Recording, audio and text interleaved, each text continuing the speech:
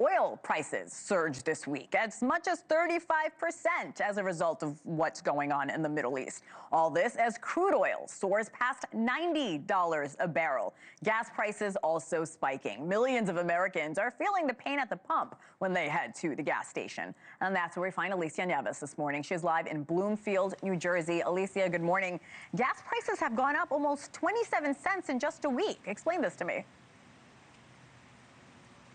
Yeah, Hena, we just ran over to the pump where we're at right now, the gas station here, to see where the prices are at. Regular unleaded, the cheapest you can get, $3.24. That's a little over 20 cents higher than it was about a week ago, and that's actually good compared to other parts of the country. National average right now sitting at $3.32, up from about $3 just a week ago today. That means the national average rising for most of the country at least 30 cents since the start of this conflict. And again, depending on where you live, you might be paying even more. I want you to take a look at the states, several states where they are paying a lot higher here. You know, you got states like, I think Indiana up here, Ohio, paying upwards of 45 cents a gallon, you know, right now, significantly higher than a week ago. And as the conflict with Iran pushes oil past that $90 mark, I was reporting on this all day yesterday, crude prices up around 10% just yesterday, particularly on the president making comments about this war potentially, you know, being indefinite at least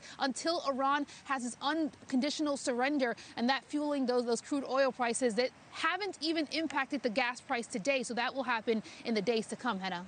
Why is this happening so quickly? Like you mentioned, is in the last week you've seen this spike. You know, you said a moment ago, we've seen this gas price or oil price spike 35%. That's actually the largest move that we have seen for oil prices in 1 week since oil has been trading on a future market back in 1983. Oil, kind of the pricing impact here really is on supply and demand here. And if there's an impact or concern about supply, it almost instantaneously triggers oil prices higher. That then trickles down into the price of gas that we're paying. And that supply concern really is real. We've talked about this last week here. The Strait of Hormuz is one of the most important energy choke points in the world. And it's been practically closed for 8 days now. Under normal operations, you're talking 20 million barrels that typically pass through the strait per day.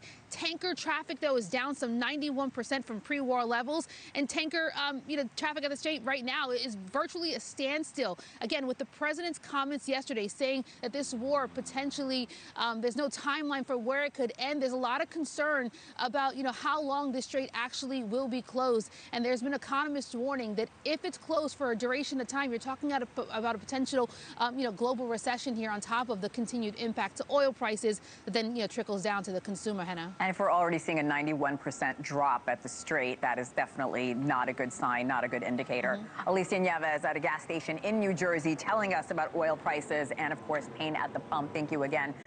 Thank you for watching. Subscribe below and download our NewsNation app right now on your phone, and you will get fact-based, unbiased news for all Americans.